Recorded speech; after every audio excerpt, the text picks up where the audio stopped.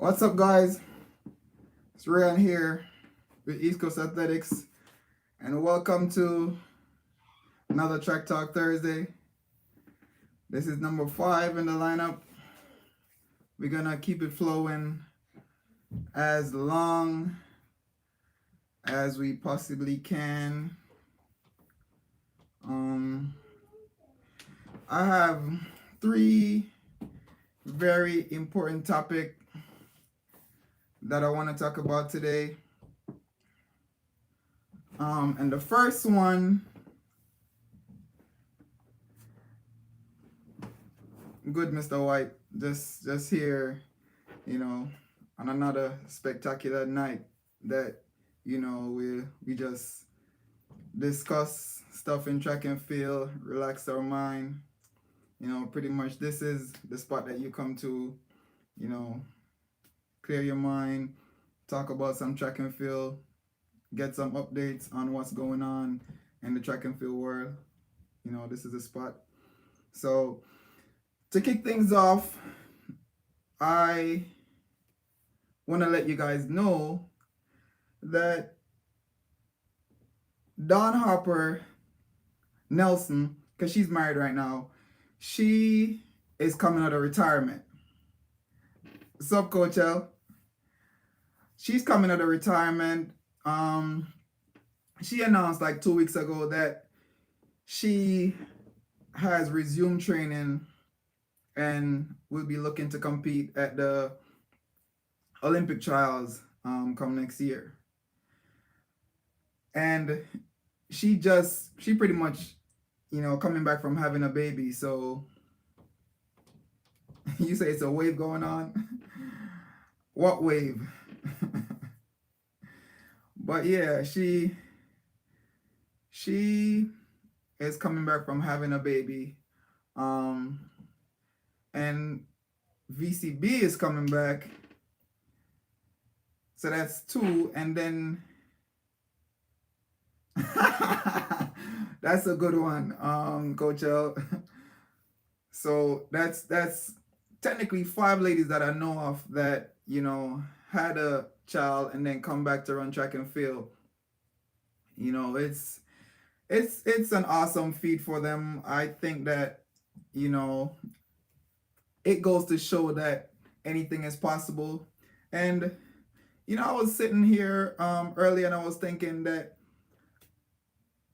pretty much all great things start with one person.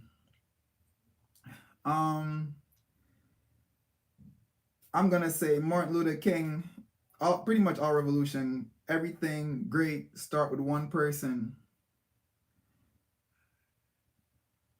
And I'm just gonna use those two icons, heroes in my book. I'm Jamaican, so I don't know if you guys know about Marcus Garvey. It started with him here. Certain things started with Martin Luther King. But my point is, it takes only one person to, do something so other people see that it can be done. Right? In the case of track and field, it was 2. It was Shelly Ann Fraser and it was Allyson Felix. Those 2 ladies were the 2 ladies who pretty much let the world see and know that, it's possible to have a child and then come back and still compete at a high level.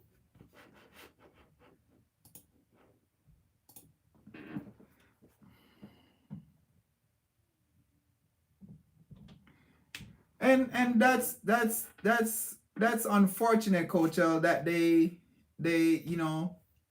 have a problem with females having, like starting a family, because at the end of the day, there's a life outside of track and field. You have a life outside of track and field. When you leave the track every day, you go home to your wife, your husband, your mom, your dad, whoever, you live with. So you still have a family outside of track and field, or you aim to have a family. You're still a normal individual. So at the end of the day, I'm going to say it's important to have healthy relationships, even as an athlete. So I think that's kind of, tough on the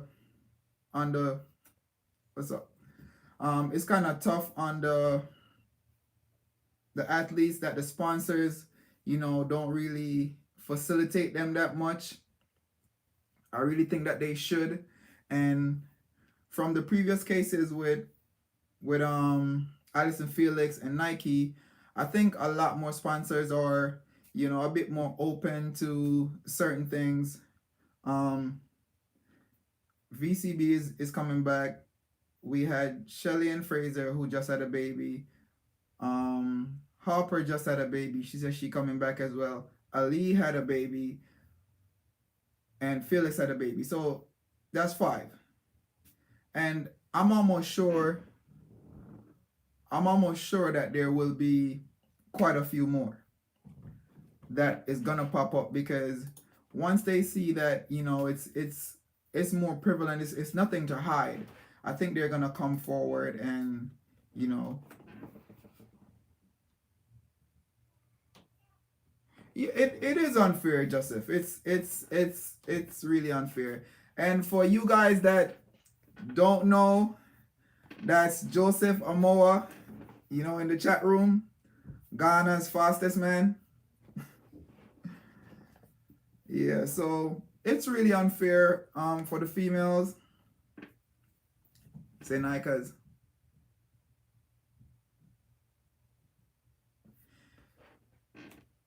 I mean, the changes have to occur one way or another, and it was only gonna be the way it was for just a matter of time. It wasn't gonna be like that for quite long, because again, these athletes, especially in the case of Shelly and Fraser and Allison Felix, they're pretty much ambassadors for Nike. So I don't see why something couldn't be put in place for them, especially for Allison Felix. And things had to get to the point, that it got to. But I mean, it is what it is at the end of the day. As I said, a lot more females are, coming forward. You're seeing a lot of them, coming back to track and field after having a baby, not, being scared that sponsors are going to be like, oh, no, we don't want you, or whatever the case is, knowing that they are still able to deliver on the track. And previously, I've heard some talks about females having better performances after having a baby. Didn't get the chance to look up everything, to do all the research to back it up. I think that's now, like, I think females now going into a new contract, that's something that they're definitely gonna be taking into consideration or thinking about, Joseph. I'm not sure about the previous contracts, but the new ones, I think, maybe Nike or whichever sponsor will be, trying to work something out where that is concerned. But Coach L, I don't know if you know anything about this, but as I was saying, I've been hearing this for quite some time, that when females, like after females have a baby and then come back to track and field, they tend to run faster. Is that true? Is it a myth? As I said, I didn't get the chance to really, do much research to find out if that's really true.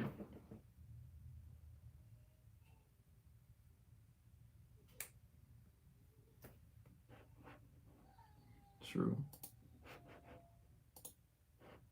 Oh, Coach L said it's true. So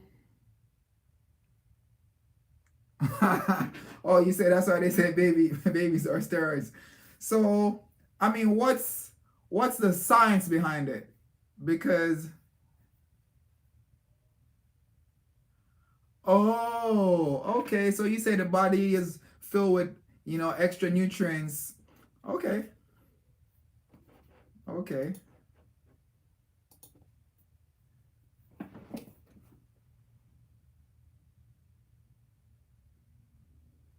Oh, but you're saying it's a 50-50 chance. Okay. I mean, we that's good. We learning from each other. Cause I wasn't sure. I heard talks all the time, but as I said, I didn't get the chance to do any research about it. But hey, Shelly Ann came back and won the 100 again.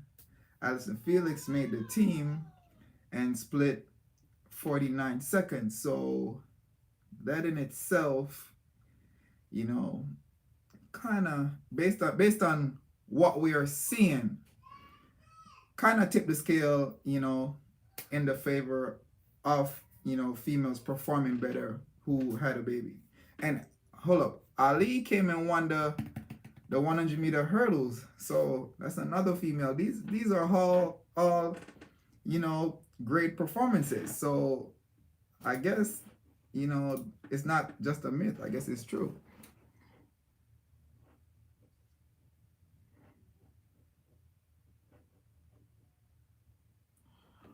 Oh, okay.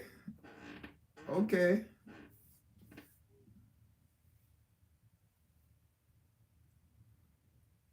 Okay, Coach O. So you say,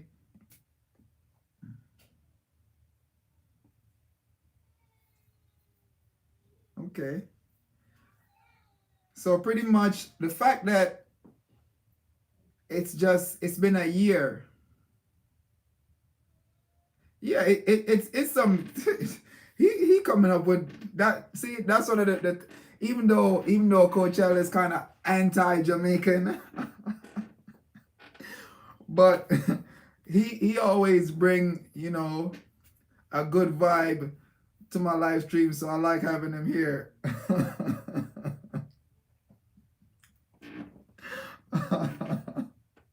You say you've been around for a long time. But as I said, like I've been hearing this for quite some time, so there must be some truth to it, you know. I don't know about all that. I don't know about all that. You say you've never been anti-Jamaican, but I can't deal with your harsh truth. I don't know, Coach L. I don't know if you're speaking the truth or you're just being anti-Jamaican, as I said. But anyways, the point of that topic is it only takes one person to really start something great. It doesn't have to be with female track and field. It could be with male track and field. It could be with any sport. As long as there's one person who step up to the plate and getting things done, and then somebody else see that, oh, this person is making great feats or making changes, then that person will step up, and eventually this will bring a lot of people, a lot of athletes to better their performances. So I think, and again, I'm gonna talk about stuff that I know about for a fact. We have the Coppin State University team. Joseph Amore, he's a prime example. He stepped up. He's delivering. Then you have Aaron Lewis. Then the rest of the team is stepping up. So it only takes one person, and then everything eventually falls into place. Everybody start flowing with the wind, going with the waves, that type of thing. But all right, let's get to the next topic, guys. All right, so recently, there's this Jamaican sprinter by the name of Session. What's his name? Session Dennis. Yeah, that's his name. He hasn't competed for Jamaica, the Jamaican team ever. He's a junior, about to be a senior. I think he's like 18, 19. But he is in the process of switching to Bahrain. Right? He's about to switch to Bahrain. The J3A, you say he's 26? I don't think he's that old. No, coach, I don't think he's that old.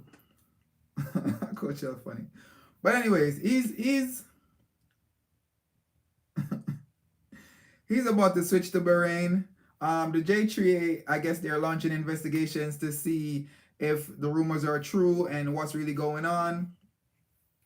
You say 17, yeah, pretty much, because he ran a champs. He has never competed for the Jamaica team ever, right? So I guess the J3 is trying to find out if these rumors are true, if he's really trying to switch to Bahrain. But a lot of people are bashing him, saying that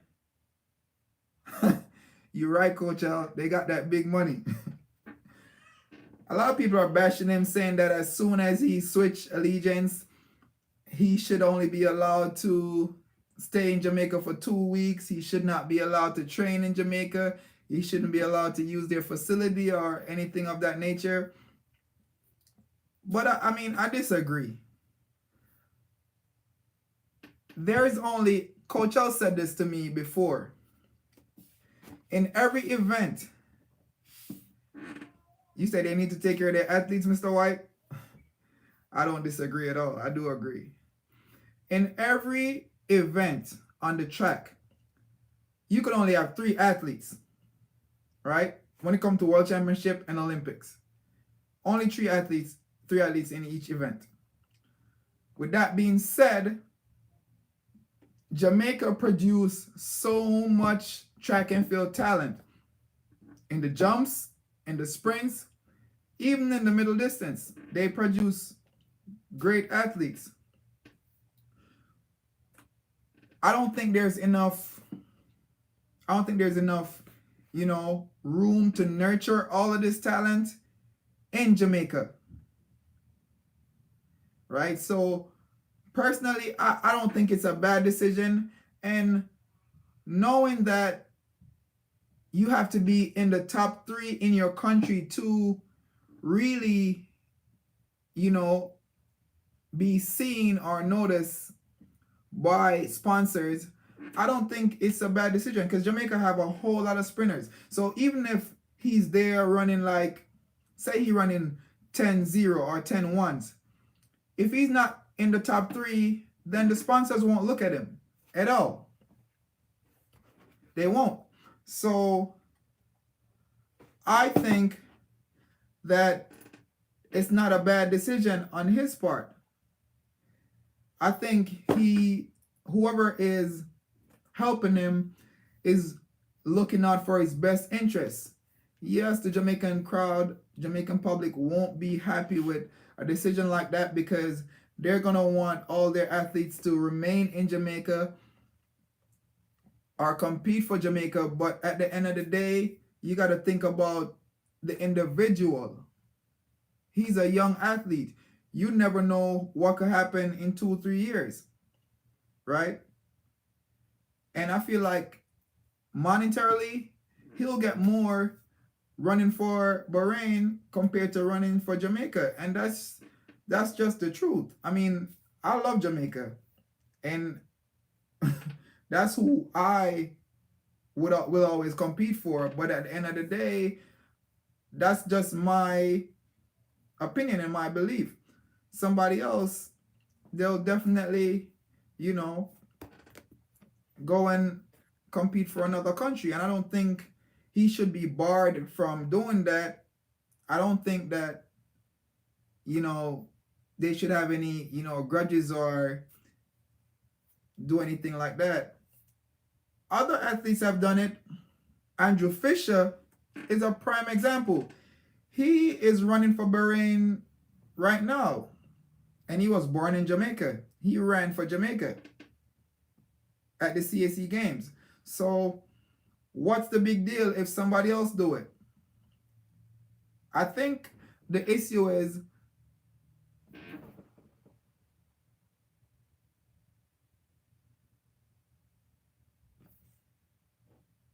yeah, there's so much athletes that are running fast, but they can't make the team because there's only 3 spots.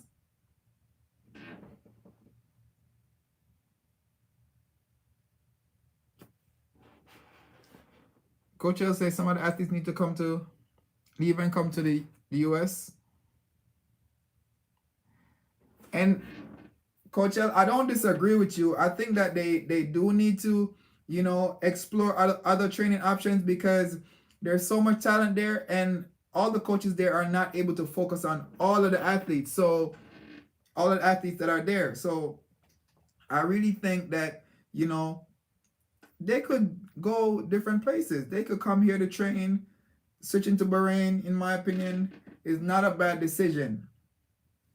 And I feel like y'all need to give the guy a break. Like, everybody bashing him for what? Like, come on now. Give the man a break.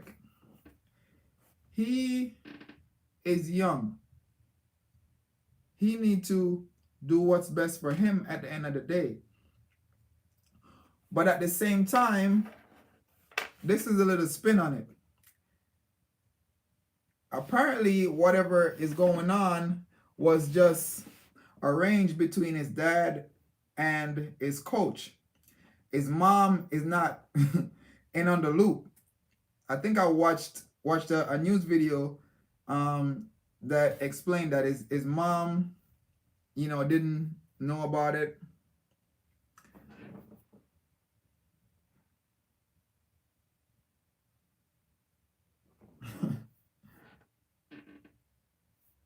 He is.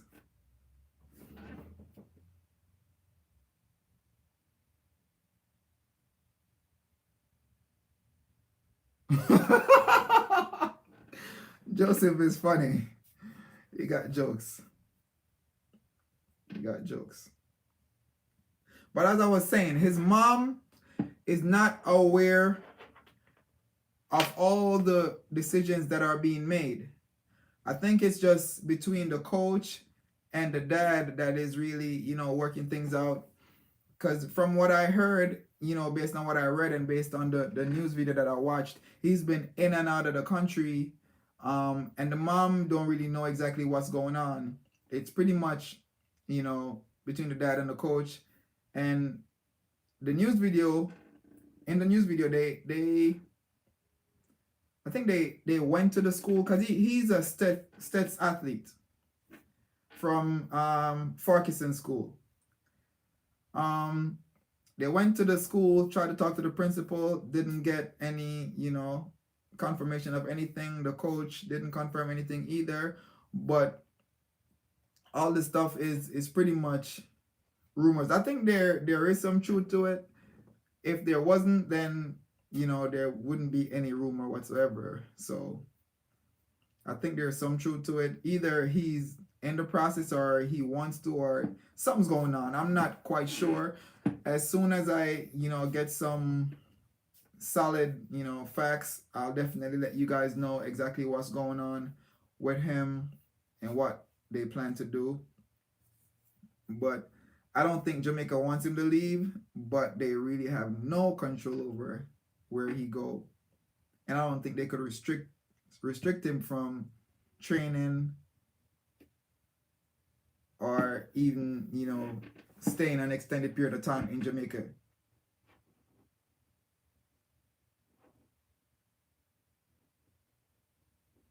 But he never ran for Jamaica. He never ran for Jamaica. So I mean, there should be no issues whatsoever because he never suit up in the Jamaica uniform. So he shouldn't have any issues whatsoever. It should be a easy easy transfer. Shouldn't be a big deal. But all right, I mean, you said, but he has to.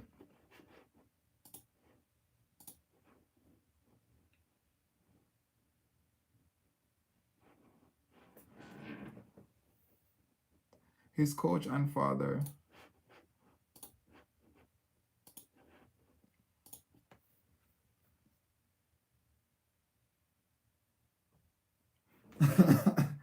there's a great possibility that's the case, Coach L. That might just be the case. I mean, at the end of the day, I don't think this athlete is gonna be broke at no point in time.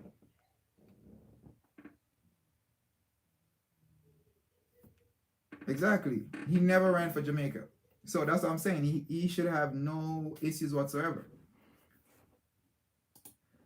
But as I was saying, I don't think he's gonna be broke at any point in time.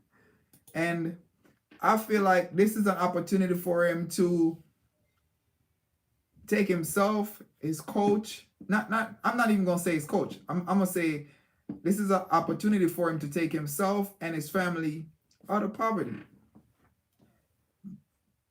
Technically, that's guaranteed. Staying with Jamaica or staying and try to run for Jamaica, that is not guaranteed. Yeah, 10-2 right now, but remember, he hasn't been, running. And the talk is he's not hurt. That's what the talk of the town is, that he's not hurt. He's just not competing because they're working on that switch. So they're telling the media that he's hurt, but he's really not. You said he was hurt last year, but I don't think it was anything major. Because I did do some research where that is concerned, and it didn't, mention anything. Nothing came up that, it was any major injury or anything like that. So, but all right. The next topic. The third and final topic for the night. We know the Jamaicans for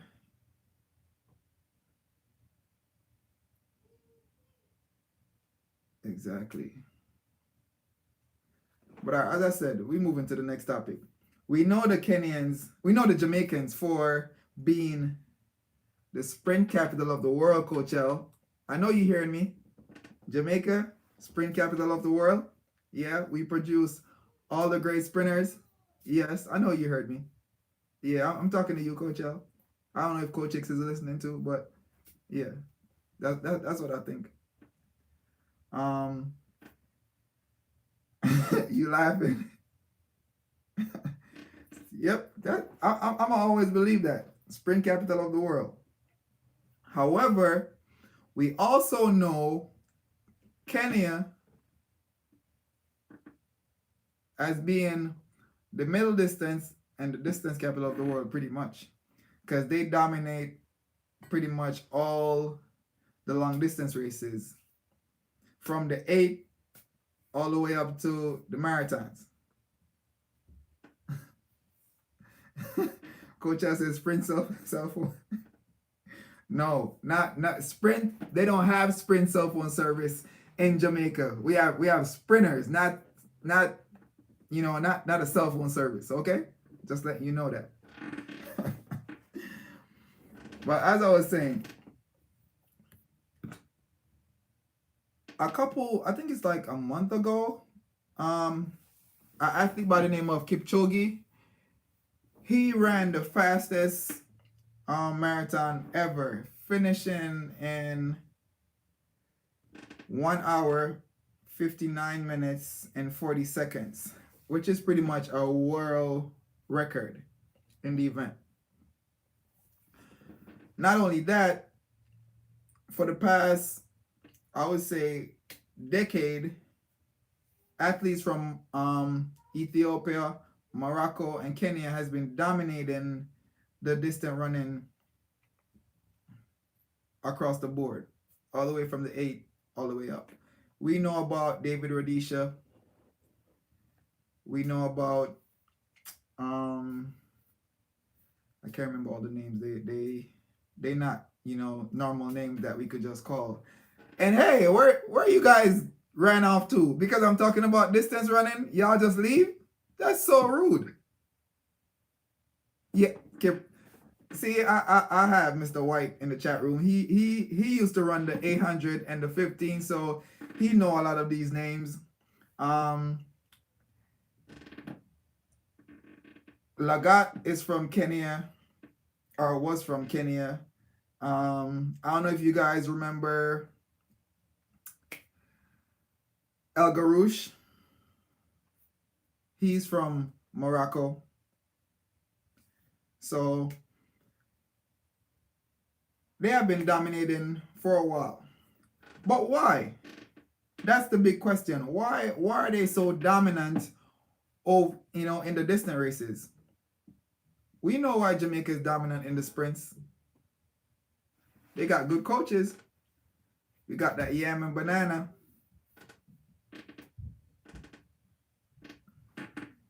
You know what I'm saying? I don't think it's just what they do, Coach Ed. I think it's the environment. I think it's everything as a whole. I don't think it's just the fact that they're just good at distance running. I think it's a culture. And I say that because in Jamaica, where track and field is concerned, the culture is sprinting. Nobody really want to run the 8, the 15, or the 5,000. Nobody want to do that. Nobody want to run steeplechase. Everybody want to be a sprinter. Everybody want to be like Usain Bolt. Everybody want to be fast. They want to run the 100 and the 200. They don't even like running the 400. A lot of the 400 meter athletes, become 400 meter athletes because they're not excelling in the 1 and the 2. That's the reason why they end up running the 4. But everybody want to be Shelly and Fraser or Usain Bolt. That's the culture. So exactly, Coach L. Everybody in Kenya want to dominate the sprint.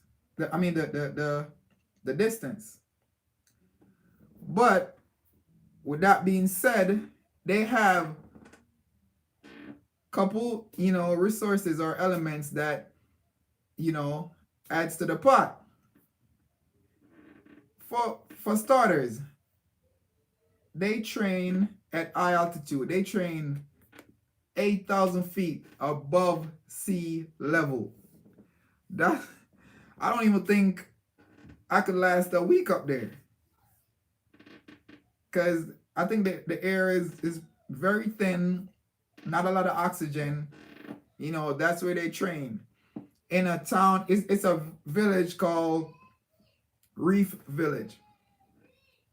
And that's pretty much where all the distance crew train. Even people from here in the US, go there to train.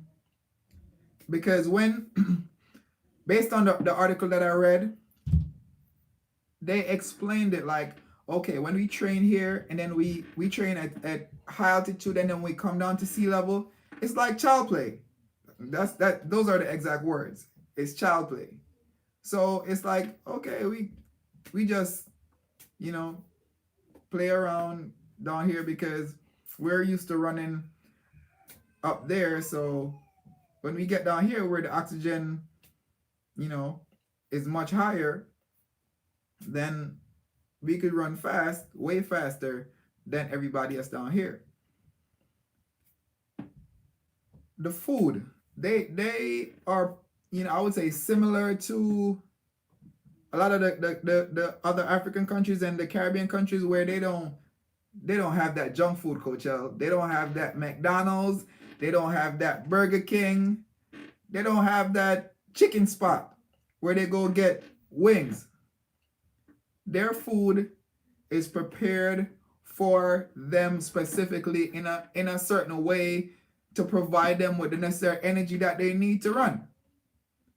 It's not, oh, I'm hungry, I'm gonna run to McDonald's and get a Big Mac. Nah, they ain't eating no Big Mac. You can't eat no Big Mac and run no marathon. So their diet is specific. Okay, so the Americans that they're learning, I guess they're learning from other countries. See, that's the beauty about America. It's a very diverse place. They pretty much try to learn and adapt, but at the end of the day, they still got McDonald's and Burger King. So they're gonna be those people who are lazy and don't wanna, do the right thing and go buy McDonald's and all that stuff. At least stay away from that. But anyways, the diet is one of the most important thing. Oh, I didn't see that. Coach X. Oh.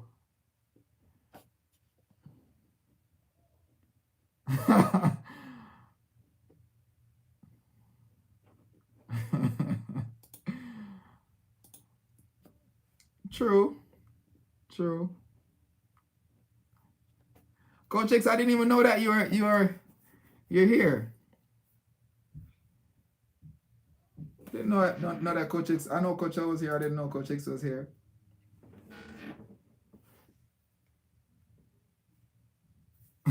You say no, no distance running from the west.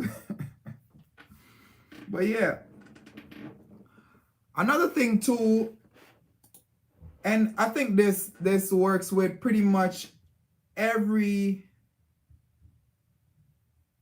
environment that I would say is successful. They motivate each other. They train together. I was watching a video the other day and it was like 30 to 40 guys going on a run. And I'm like, I ain't never see that before. 40 guys. And I'm not talking about a 2-mile run. I'm talking about a 10-mile run. 40 guys going on a 10-mile run. Imagine if other countries would do the same thing, or they would train together as a group and push each other, compared to always be kind of like at each other's neck type of thing. Yeah, they do compete against each other, but they use each other to make each other better. And Coach Chicks always say that. Use each other to make each other better. Fork legs. Let me see what Coach Chicks said. Yeah, it's much easier when it's a group. And tell you what, I'm gonna be honest. I've been with quite a few coaches, but Coach Chicks is one of the coaches that I'm gonna say I learned the most from. Because when you're in Jamaica training or running, it's different. It's a whole different environment. Some athletes are over here, they want to warm up, they want to do their own thing. They don't run together. It's like 2 people at a time or 1 person at a time who, they do their workout. But here, it's all about working together to make each other better. And I think that's pretty much what the Kenyans have been doing. And that's a part of, I'm not going to say their secret, but that's a part of their environment. That's a part of how they do things. David Rhodesia, coach, say that the secret is that there's no secret. Right? He said it's everything that they do as a whole, not just one specific thing. It's working together, working out together, which is pretty much running together, eating properly, having the right, training environment. They have real nice terrains. They're up high, so they get the benefit of training at high altitude. So that's great. Also, they motivate each other, and they motivate the younger ones. In this area of Kenya, the younger athletes, even the babies, they were born in that environment. So they grew up seeing the teens running track and field, run, pretty much in distance running. So every generation takes lessons from the next generation. So they're pretty much learning from each other, and it becomes a trend. So everybody want to be the next David Rudisha. Everybody want to be the next Kipchoge. So it keeps rolling over. So you find that great, distant athletes are constantly coming out of those countries. Kenya, Morocco, Ethiopia. That's how it is. And another thing too is that they give back a lot. So the ones who are sponsored or who have contracts, they give back to the training camps, the schools, pretty much the track clubs, anything that will assist and help with the development of younger athletes, because they want to keep this trend going, right? So I think it's a good thing for them, and I think if you're watching this video, there's quite a few lessons, to learn from just this topic in itself. And the fact that I mentioned that there's 40 people training together, going on a 10-mile run, I don't think they're just going on a joy run. They're training, so they're going to be pushing each other. So I think one of the things that if you're an athlete watching this, you could take away from it is learn to work together. Learn to use each other to get better. Right? And I'll never forget that. Coach Hicks was the one who told me that. Use each other to make each other better. Right? So whatever event you run, you could be a sprinter, you could be a quarter miler, you could be a half miler. It don't make a difference. You have training partners. You guys work together, push each other, try to make each other better. Sprinters, the same concept. It's no different. Work together. If you got block work, do it together. You got 300s, do it together too. Use each other to make each other better. And I think that's pretty much it for tonight. Gonna have to find something a little bit more out the box for next week. I think I have something that I really want to talk about, but I'm gonna save that one for next week. But if you guys like what I'm doing, leave a thumbs up. Click the subscribe button if you haven't already done so.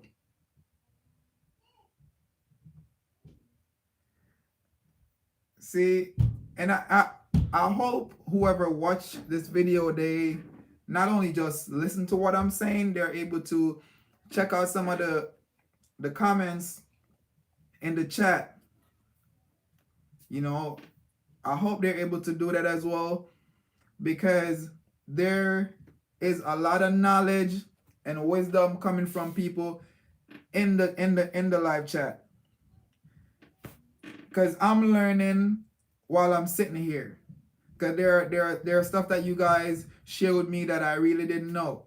So I hope you guys, whoever watched this video afterwards, they're able to check out the messages in the live chat.